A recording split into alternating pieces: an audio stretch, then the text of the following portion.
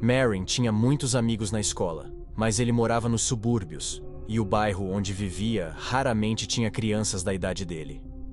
Quando Van se mudou pela primeira vez para a casa do outro lado da rua, os dois se tornaram amigos rapidamente. Van era educado em casa pelos pais, o que Marin achava meio estranho e chato, mas fora isso, ele era muito legal. Tinham a mesma idade, mas Van sempre parecia mais velho e mais inteligente. De uma maneira estranha, era como ter o irmão mais velho que ele sempre quis. Eles passavam horas jogando ou explorando, e com o tempo, Marin se via ansioso para que a escola terminasse apenas para poder sair com seu verdadeiro melhor amigo. Mesmo sendo tão próximos, demorou quase um ano para que Marin sequer tomasse conhecimento de um hábito estranho que a família de Van mantinha todos os dias. Marin já sabia que a avó de Van também morava com sua família, mas ela dormia a maior parte do tempo e nunca saía de seu quarto lá em cima, até onde Marin sabia. O que ele veio a descobrir, no entanto, era que todas as manhãs e noites, Van tinha que passar uma hora com ela. No início, ele pensou que fosse apenas os pais de Van querendo que ele passasse tempo com a avó antes que ela morresse. Mas ao longo do tempo, Van disse o suficiente para que Marin descobrisse que ela sempre estava dormindo quando ele estava lá dentro, e não se tratava apenas de ele ficar entediado sentado com uma senhora idosa, dormindo por algumas horas todos os dias. Van estava envergonhado, mas eventualmente conseguiu levar Marin durante uma de suas visitas à avó. Marin não sabia o que esperar. Van sentou-se em uma cadeira ao lado dela e ligou um gravador que começou a tocar uma música antiga e triste. Em seguida, pegou um caderno espiral marrom e começou a ler ele. Olá, vovó. Meu nome é Vanderbilt Emerson, mas você e todos os outros me chamam de Van. Eu não me lembro quando nasci, mas você se lembra. Foi numa noite de neve em Empire, onde todos nós morávamos naquela época. Você ficou com meu pai na sala de espera do hospital, mantendo-o calmo, até que o médico saiu e disse que eu tinha nascido. Você tinha 53 anos na época. Era 3 de janeiro de 1972 e... O que você está fazendo aqui? Van parou de ler quando ambos nos viramos para encarar a mãe dele. Ela parecia pálida e assustada enquanto olhava entre nós, mas a cor retornou ao seu rosto à medida que sua expressão ficava furiosa. Van, você sabe que ninguém pode estar aqui durante isso, nem mesmo seu amiguinho. Volte a ler agora. Enquanto eu começava a me levantar, ela segurou meu ombro com firmeza e me impulsionou para fora da porta, fechando-a atrás de nós. Ela me deu um sorriso forçado. Desculpe. Ele precisa fazer isso sozinho. É uma coisa de família privada, então, por favor, não mencione isso a ninguém, certo? Eu concordei com uma careta. Sim, claro, Sra. Emerson. Mas o que foi tudo aquilo?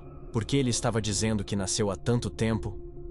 Ela apertou meu ombro novamente com firmeza. Privado, Marin.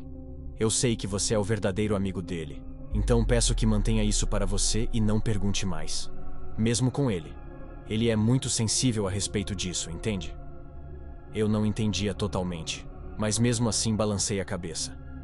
Parecendo satisfeita, ela me soltou e me levou para assistir TV até que ele terminasse. Van não mencionou isso novamente quando desceu e eu deixei para lá. Cautelosamente evitamos mencionar o assunto nos próximos vários anos, por mais estranho que isso possa parecer para os outros. Era estranho, com certeza, e eu ainda estava curioso, mas me importava com ele e sua família.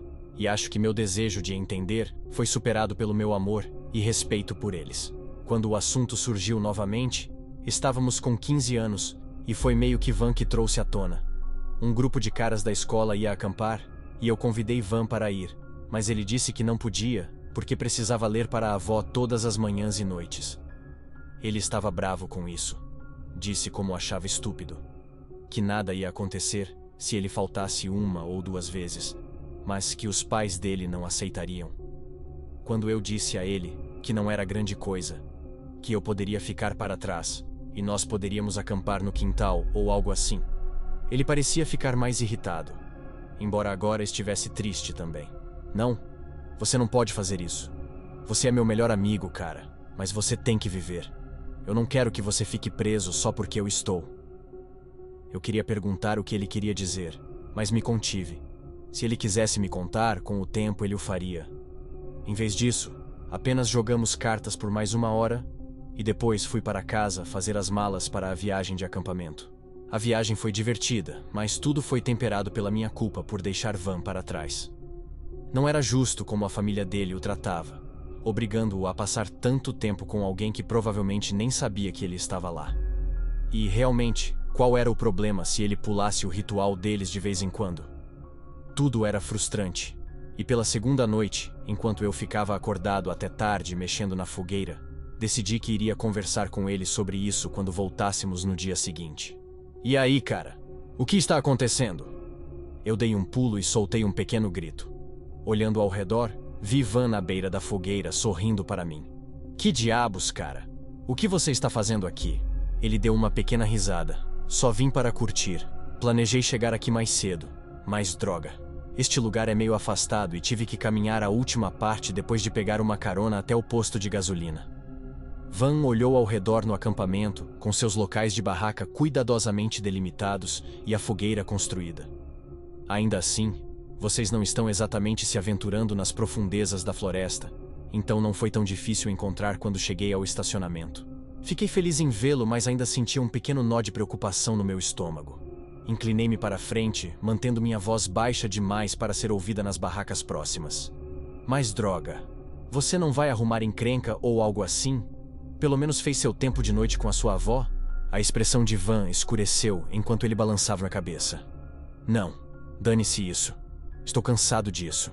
E se eu alguma vez vou convencer meus pais de que é besteira, agora é a hora. Eu não li para ela esta noite, e não estarei lá para fazer isso de manhã também. Soltei um suspiro. Ok. Bem, sim, cara, se é isso que você quer. Mas sua mãe vai ficar possessa. Ele sorriu. Deixa ela. Talvez isso a faça acordar. Eu os amo, mas... droga, cara. Eles são muito rígidos com tudo isso. Engolindo em seco, decidi falar antes que perdesse a coragem. Por que você faz isso? Ou por que eles querem que você leia todas aquelas coisas? Tem mais do que eu vi daquela vez? Sentando-se em um tronco do outro lado da fogueira, ele balançou a cabeça lentamente, e me senti mal porque pude ver que ele estava constrangido.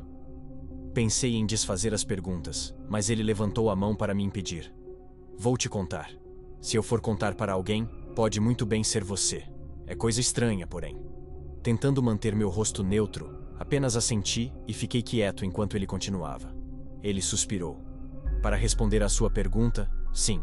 Tem muito mais disso. 45 páginas agora, embora aumente à medida que eu fico mais velho. Ele fez uma pausa, olhando através das chamas para mim. Jesus, você vai pensar que somos todos uns loucos se eu te contar. Eu balancei a cabeça. Não vou. Não me conte se você não quiser, mas não vou pensar mal de você ou deles. Você é meu melhor amigo. Eu sei que você é legal. Ele sorriu para mim e deu de ombros. Ok, dane-se.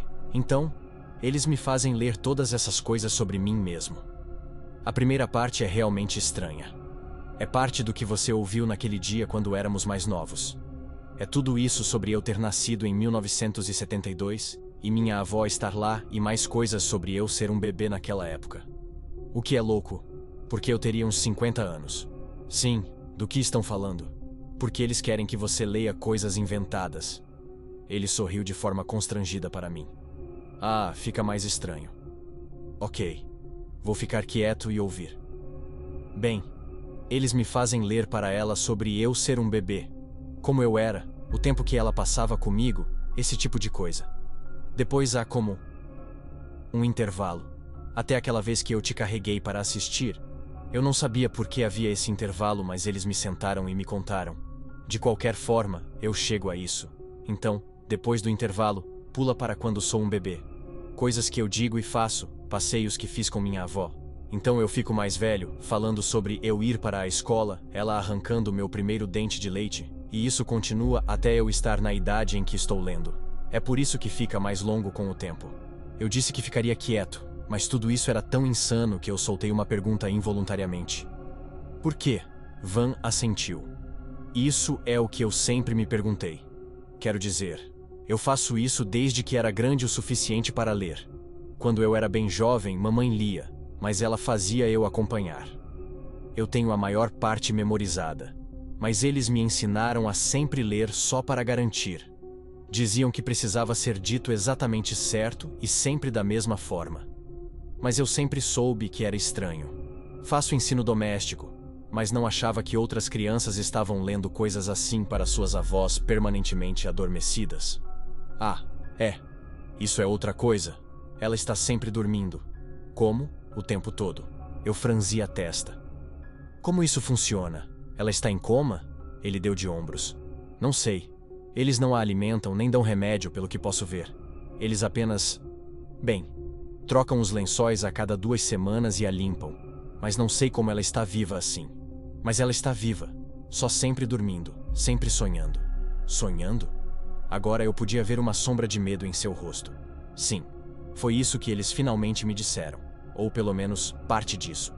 Vai parecer muito estranho, então peço desculpas antecipadamente. Dei a ele um sorriso que não senti. Não, cara. Vai em frente, sem julgamentos.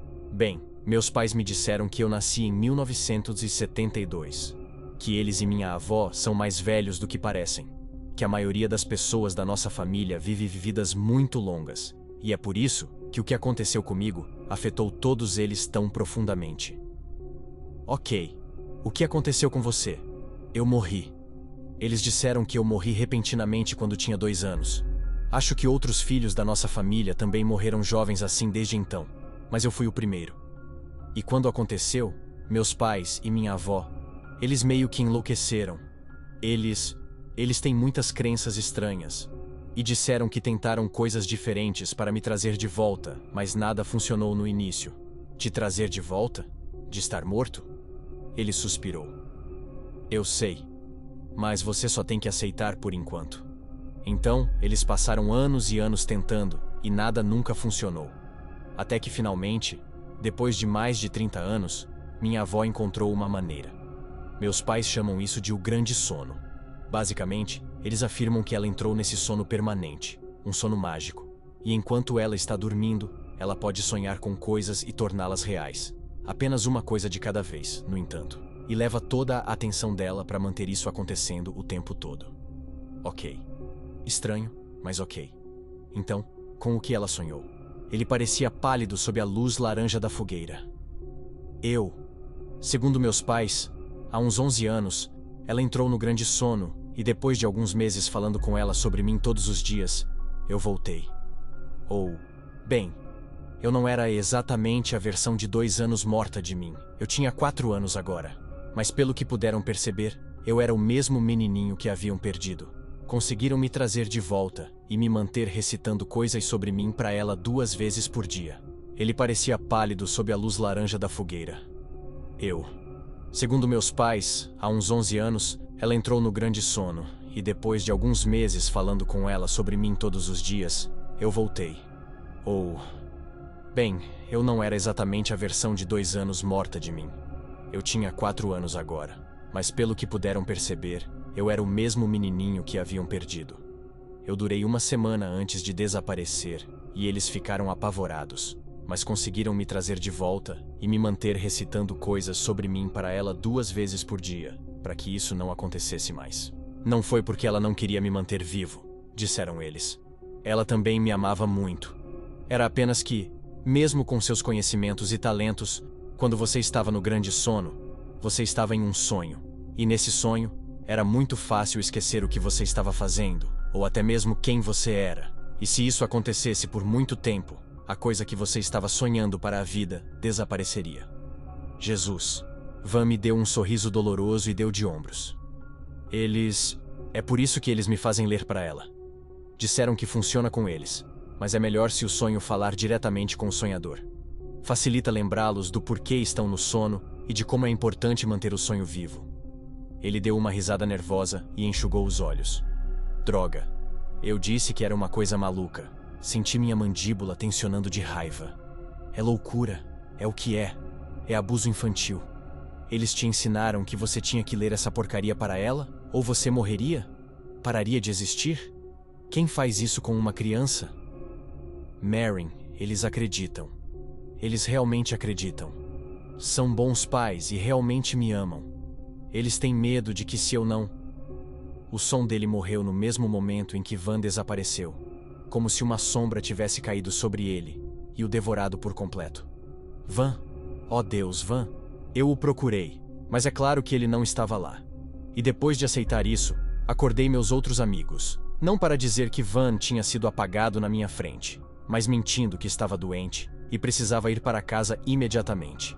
Eram 3 da manhã quando cheguei ao bairro, mas quando me virei para ir para a casa de Van em vez da minha, vi a mãe dele esperando na porta aberta. Comecei a chorar. Eu sinto muito. Eu não sabia. Ela se afastou para me deixar entrar. Olhando para ela, pude ver que ela também tinha chorado. Claro que não sabia. Como poderia? Ela se inclinou e me deu um abraço breve antes de se afastar para olhar para mim. Você estava com ele quando aconteceu? Você viu? Eu assenti, fungando. E ele tinha te contado sobre a natureza dele? Por que fazíamos ele fazer o que fazia? Sim, hoje à noite. Hoje à noite ele fez. Ele ainda estava me contando quando aconteceu. Como você soube que aconteceu? A expressão dela estava aflita. Porque minha mãe morreu há 2 horas.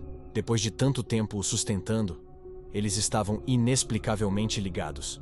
Ela não poderia sobreviver sem ele, assim como ele não poderia sem ela. Mas eu pensei que Eu pensei que talvez ela pudesse trazê-lo de volta de novo. A senhora Emerson sorriu para mim tristemente, tocando meu rosto suavemente. Soltei um suspiro ao sentir uma picada no lado do meu pescoço. Atrás de mim, o Sr. Emerson estava retirando uma seringa.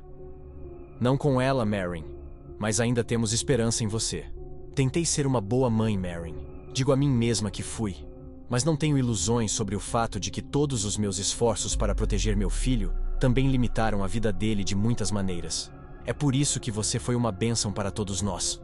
Você deu a ele uma vida fora da família, um verdadeiro e bom amigo que de muitas maneiras conhece meu filho melhor do que qualquer um de nós. É por isso que tem que ser você. Antes de ser colocado no grande sono, você compartilhou as lembranças de Van e seus pensamentos mais íntimos, e a maior parte foi fornecida de boa vontade. Pelas coisas que tive que arrancar, espero que você me perdoe. Mas escrever tudo isso me tranquilizou de que, como nós, você realmente ama Van e o quer de volta. Que talvez você o conheça melhor agora do que até mesmo a própria mãe dele. Então, vou ler isso para você todos os dias, pelo tempo que for necessário.